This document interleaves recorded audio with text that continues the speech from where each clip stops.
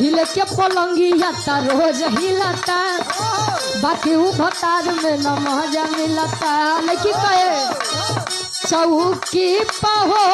तनई के सही से मिलनवा बलम के बाउड़ बेलनवा बलम के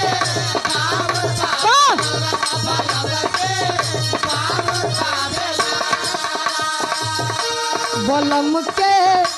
बाउड़ बेलनवा बलम के